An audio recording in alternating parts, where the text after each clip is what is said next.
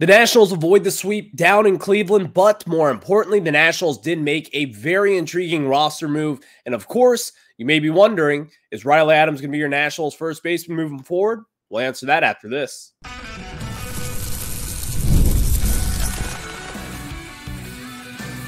You are Locked On Nationals, your daily Washington Nationals podcast, part of the Locked On Podcast Network, your team every day.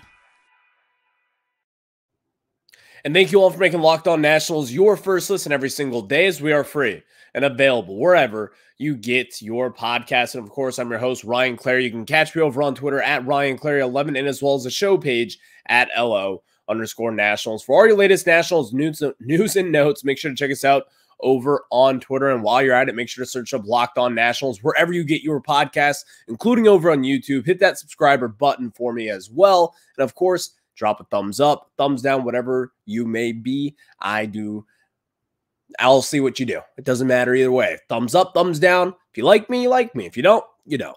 Whatever at this point. So later on in today's show, we'll be previewing the Nats-Mets series. The Mets come to town. They have been ice cold here lately. The highest payroll in all of Major League Baseball at this point in 2024. And the New York Mets, they are a disaster. We'll have that series preview a little bit later on in today's show. On the second segment, it is a Monday, and for the everydayers out there, you know what that means. It is a Nats stock report day. Who's been up? Who's been down? That is your latest individual performances on your Washington Nationals. And there are some intriguing names who have made this list, like C.J. Abrams, his middle infield partner, Luis Garcia, Lane Thomas, Jake Irvin, and Nick Senzel. So we got a lot of different guys to discuss in that second segment.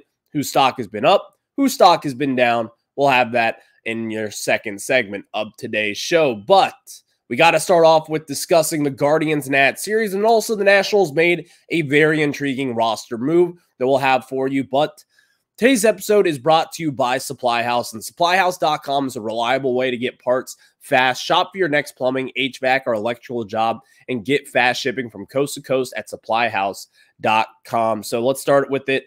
As the Nationals, they dropped 2 of 3 in Cleveland Friday night. I don't know if people were really aware of this, but the Nationals, they had a flight disaster happen Friday night, getting from Atlanta all the way to Cleveland. They didn't get into their hotel until around 5 a.m. And yeah, there was no getaway day for the Braves. They did not schedule that after a 4-game series, which I think was absolutely ridiculous that a team would do that. But here we are, the Nationals. They played through it. They won that series in Atlanta, which was a much bigger series, in my opinion, than going into Cleveland and taking 2 of 3 of them. But still, the Nationals, they had their opportunities, because on Friday night, Patrick Corbin probably had his best start of the year. And in fact, this will probably be his best start for the next month and a half, at least. That's just the way that it is with Patrick Corbin nowadays. You probably won't get 6 innings pitched and 2 earned runs from Patrick Corbin since mid-July. That's probably where you'll see it next. So the Nationals, when you have that opportunity, it just, of course that it happened, is that the Nationals offense went quiet. You cannot really get any run support for Patrick Corbin, and which has always kind of been a common theme when the Nationals have Corbin on the bump. The run support just never really seems to be there, but I got to give credit where credit is due. Patrick Corbin looked good. He kept us in the game. And yes, he was not on that flight that landed at 5 a.m. in Cleveland for the Nationals. He was actually there early that day, the day before that. Get him in there, have him rest. He's starting the next day. You know the drill. So that's what the Nationals did for old patty cakes. But he looked really good. It was a quality start for him. And then it's followed by Mitchell Parker on Saturday. Again, the Nationals starting pitching, they've looked good outside of Patrick Corbin, which, again, he pitched really well on Friday. So I'm giving him his flowers today as well. Mitchell Parker, though, 5 2/3, 5 strikeouts, 4 walks, a little bit higher than that, but 3 earned runs in that appearance as well. You're going up against a very good Cleveland Guardians team. This is a team that hits home runs in the upper echelon of Major League Baseball teams up at this point in 2024. They've been a very good power team, a very good offensive squad as well. And then, of course, not even to mention, their starting pitching has been incredible so far this season. You've seen a lot of different contributions from guys who have just kind of come up out of nowhere. You've seen guys in the past. This is kind of what the Guardians do, though. They kind of find like these misfit toys and sign them. And all of a sudden, these guys are playing really good baseball for the Cleveland Guardians. And again, let me remind you, This is the team that has the #1 overall pick in this year's draft. They were not particularly good last year. They weren't bad either, I must say. I thought they were going to be a lot better last season than what they were, but I didn't expect for them to be one of the best teams in the American League heading into 2024, and that is what they are. And you saw that this weekend. They've got good starting pitching. They've got a good bullpen depth. They've got a really good offense as well that all of a sudden, compared to last year where they lacked all that power, this year they've got all the power in the world. They hit home runs, they get on base, and they're scrappy on the base path. They steal bags. They are a very good / fun team to watch. And I think that's kind of what you saw over this last weekend. But the Nationals starting pitching, they had a good crack at it. They had a good offense they were going up against. And you saw guys like Mitchell Parker and Jake Irvin still look really good. Again, Mitchell Parker, 5 2/3, 3 earned runs. I'll take that for the kid. And then Jake Irvin yesterday, 6 innings pitched, 2 earned runs, 1 walk, and 6 strikeouts. Jake Irvin, again, another brilliant start from him. And this is kind of what you're starting to see now. This is what this Nationals starting rotation can look like.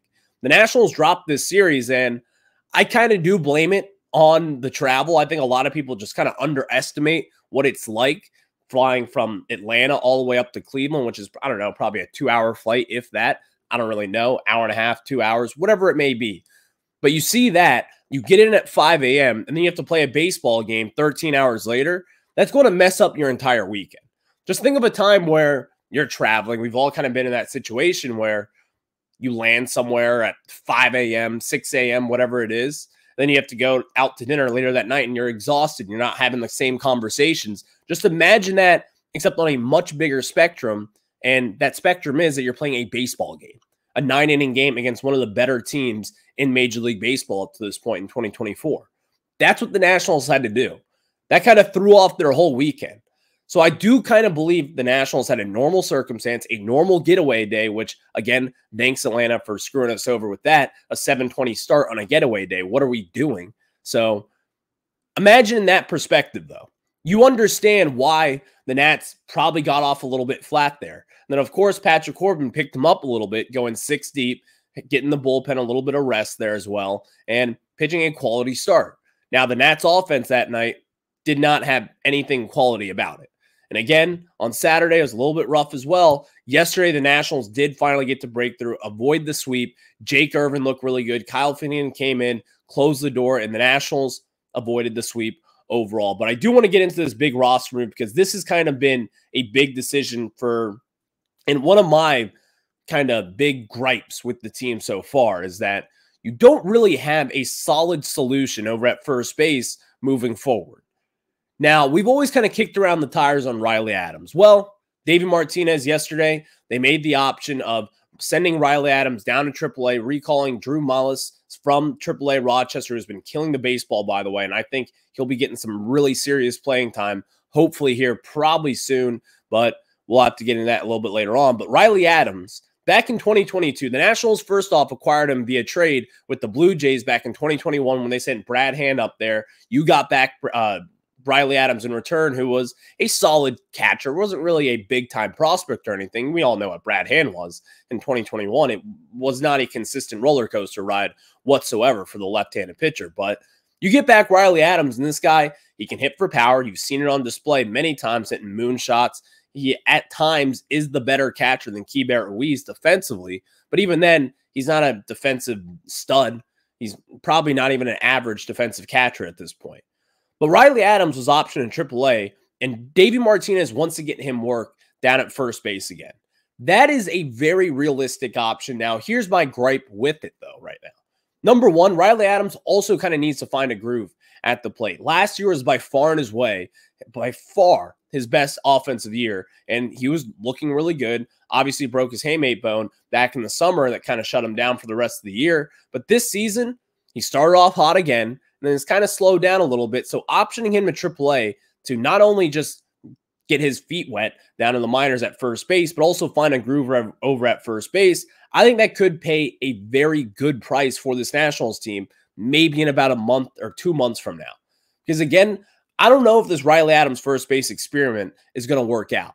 But there's one way to find out, and it's to put him down at first base and try him down there in Rochester.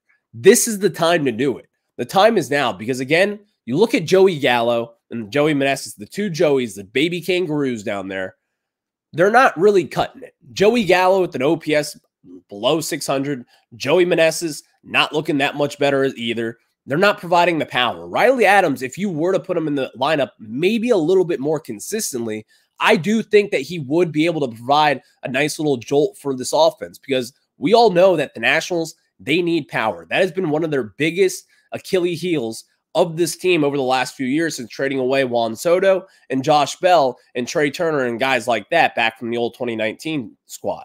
So now you see Riley Adams going down in AAA. Drew Millas is coming back up to the majors, who, by the way, is by far your best defensive catcher in the system right now. He could start in there day one and be better than Keibert Ruiz is because we all know Keibert Ruiz is probably one of, if not the worst defensive catcher in Major League Baseball over the course of the last year plus. But Drew Millas is going to be an improvement. Number one, he could even be an improvement at the plate because Keibert has not been getting it done, and he definitely hasn't been getting it done defensively. So I would not be surprised to see the Nationals kind of give Millas some decent opportunities here. He has earned it. It's not even just about sending down Riley Adams to get reps at first base. It's about Drew Millas and the way that he has played. So I don't want to take anything away from him because I would not be surprised to see him get some good playing time, having an effect on this offense and as well as the defense, and see what he can do with this pitching staff that has been doing so damn well over the last few weeks here. You have this new kind of shiny toy with Drew Millas. He's not going to be your catcher of the future, I don't think. I don't think that's going to be the case for him whatsoever. But this is going to be someone who I think could kind of be your second catcher moving forward, kind of a similar position of Jacob Young, someone who's very solid defensively and who can get the job done and hopefully, just hopefully, maybe play a little bit better than Keibert Ruiz at this point. So we'll see what the Nationals decide to do then. But now, of course, it's a Nats stock report time as we tell you who's been hot and who has been not. But before we get into it, let me tell you guys about our friends over at SupplyHouse. And guys, order supplies from the website that's made for the skilled trades. Find thousands of parts from hundreds of brands in just a couple of clicks at SupplyHouse.com. SupplyHouse.com gives you 24/7 access to a huge selection of plumbing, HVAC, and electrical supplies with fast delivery anywhere in the U.S. Need help in order? Get industry-leading after-sales service from their friendly and knowledgeable customer service support team and talk to a real person every time. And there's great news for plumbers, technicians, and contractors. Being a pro has its perks. Trade industry professionals can join their free Trade Master program for free shipping and serious discounts on every order. Over 100,000 pros already trust the Trade Master program to deliver results. Apply for your membership today and get a competitive edge on every order at supplyhouse.com/TM. Save money and time when you order online. Order plumbing, HVAC, and electrical supplies from supplyhouse.com. Real people, real service. Thank you all for making Locked On Nationals your first listen every single day, as we are free and available wherever you get your podcast. So now, our next segment, we'll be previewing the Mets and the Nats series as you got Mackenzie Gore on the bump tonight in D.C. as the Nationals are back in town. We'll have that preview in the third segment. But now, Nats stock report time. Who's been hot? Who's been not? Who's been up? Who's been down? So we always start off with the good. Stock up for the Lane train, Lane Thomas. And since returning from the IL, he started off really slow this season. As we all know, it was kind of like, oh no, like is Lane Thomas back to being Lane Thomas, what we expected when you traded John Lester for him back in 2021? Nope.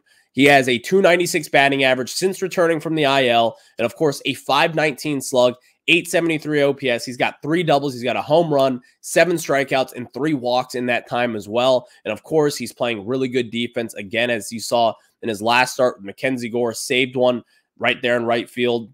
He's a stud out there. You see the impact that he has every single day, being one of the leaders in this clubhouse. Having Lane Thomas back and healthy into this offense has been a very nice surprise. So, of course, you want to get C.J. Abrams back in that lineup as well. See what they can both do. It's the 1-2 punch of this lineup, being 2 of the better offensive guys on this team right now. And it'd be just nice to see both healthy at one point this season. Hopefully we can see that here soon. Stock down, someone who has been a pleasant surprise to start out 2024, but recently has been in a little bit of a slump, is Luis Garcia. He's only got 1 home run in his last 8 games, and that is his only extra base hits. And of course, just low impact at the plate. When you are a second baseman, I need you to, number one, be solid defensively, which Luis Garcia just really isn't at this point in his career. He's fine. He makes the plays when you need him to, but he still makes some pretty bad mistakes. As we saw the other day when he was trying to turn the double play on Friday night's game, he had this one play where, yeah, he had to run a very far distance to try to turn two there in Friday night, but kind of overran the bag a little bit, and then had a sloppy throw over to first base, which then kind of voided the double play when Robert Garcia was on the bump. Some people may kind of look past that, but that's kind of one of those plays where I'm like, well, the good second baseman, they make that play pretty routinely, but Luis Garcia just did not have his feet set, and that's kind of what you saw, and that is why Luis Garcia, if he's not getting it done at the plate, he's not going to be getting it done in the field either. So stock down for Luis Garcia. Hopefully he can start turning things back around to where he was in the middle of April. Stock up for Jake Irvin. His last 6 starts have been nothing short of incredible. The biggest key for Jake Irvin was 35 in the third innings pitched, again, over his last 6 starts. He's only got 5 walks in that time frame as well. He's in the top 10 as far as major league pitchers go in walks per 9. This guy's got a 3.0 FIP in that as well, 34 strikeouts in those 35 innings pitched, and a 2.55 ERA. Jake Irvin is starting to become one of your better pitchers on this staff.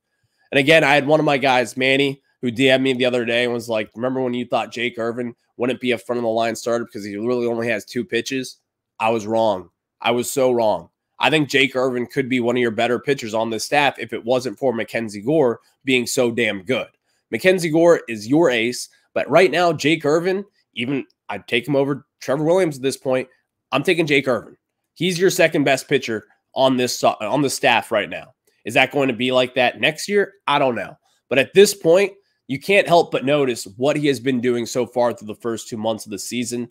He has been wildly impressive. And again, his last 6 starts have been even more impressive. And he's not just doing this against bad teams. He's doing this against good teams and very good offensive teams as well, with teams like the Braves. You have the Guardians mixed in, like you saw in yesterday's game. So Jake Irvin is getting the job done, and it's just been a very pleasant surprise to see so far in 2024.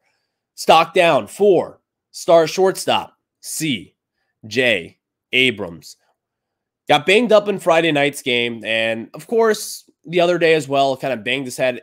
It's been a tough time for C.J. Abrams. He has been slumping in the month of May in total. Luckily, the calendar has turned June since, so maybe that's just what he'll need to turn his season around. But C.J. Abrams has 10 strikeouts in his last 22 at-bats.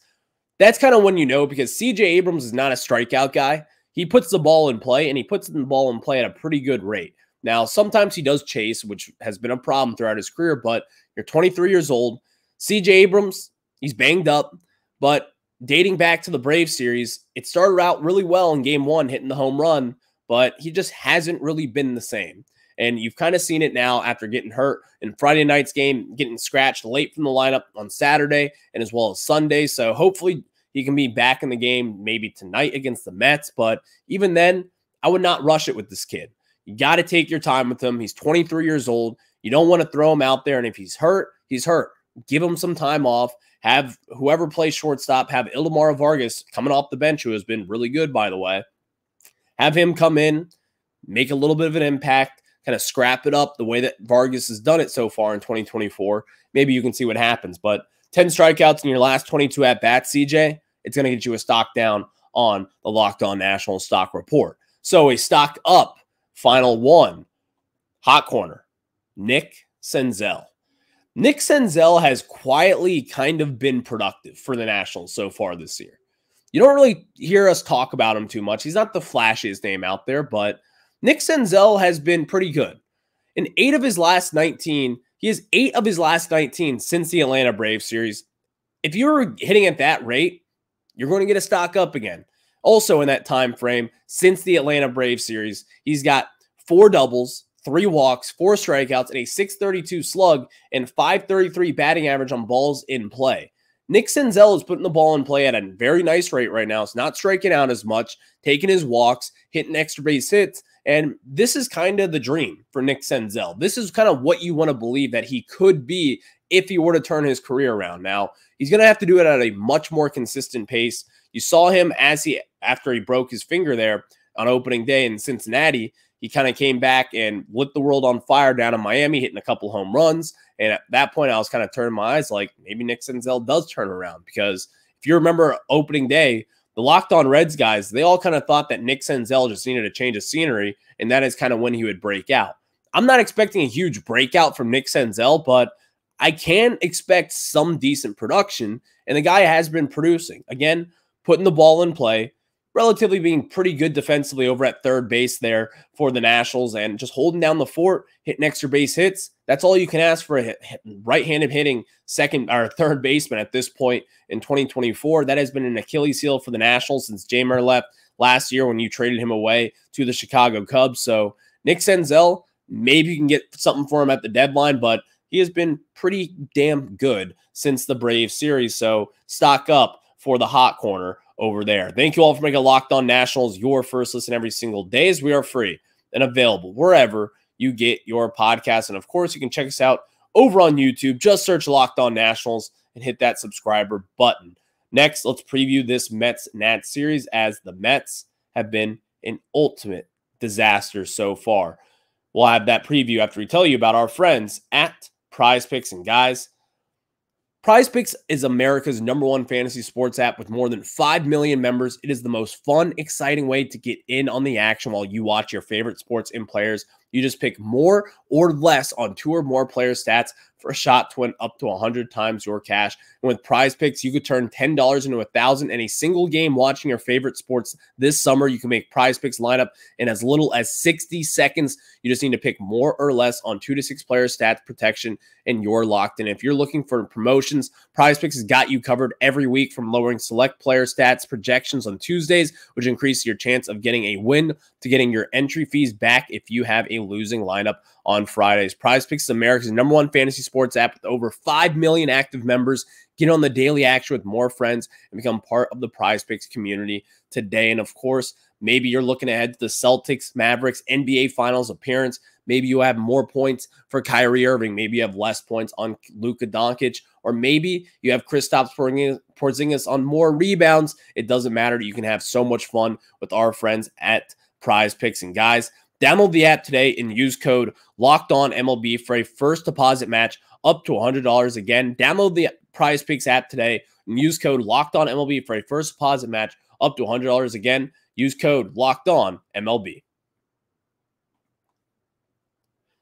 Thank you all for making Locked On Nationals your first listen every single day, as we are free and available wherever you get your podcast. So the New York Metropolitans coming to town, and man, oh man, they are coming in at a very good time, because they have lost 7 of 10 games. They have the highest payroll in all of baseball and sit 3.5 games back of your Washington Nationals. So the Mets have been a disaster. What is new? Steve Cohen or no Steve Cohen? The New York Mets, oh, what a treat they are. You saw it last year when they crumbled the second half of the season. You've seen it before 2 years ago when they crumbled in the postseason of Juan Soto and the San Diego Padres. It is such a treat when you have the New York Mets. And of course, this last week has been an absolute you-know-what show. And Jorge Lopez and the relievers said that they're one of the worst teams in Major League Baseball history or whatever. Threw his glove in the stands, got cut right after that game, as they should. That has been the talk around town. One of the craziest things that you'll probably never see again, at least in quite some time, probably in the next few years. You'll just never see that. You never really see it from a guy throwing his glove in the stands and saying that he's on the worst team in Major League Baseball and all this and all that, and teammates are coming out against him. But what a you-know-what show. It is such a treat to see the highest payroll in baseball. And again, for all the people out there who harp the learners about not spending their money, which I agree with, you have to spend your money eventually, but it's not just about that. You have to build through the farm system. You just have to. In 2024, it doesn't matter how much you spend.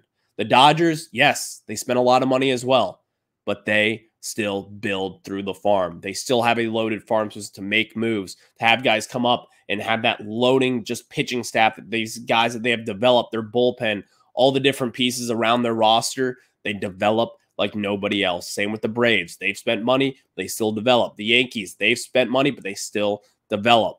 All these things. Or if you just develop prospects, it puts you in position to trade for a Juan Soto like the Padres have done in the past and like the Yankees did this last offseason. So that's why it's all about the prospects. Build through the farm. So the Mets have lost 7 of 10. They come in pretty damn cold right now. They're just a complete disaster. You have Mackenzie Gore against Tyler McGill tonight.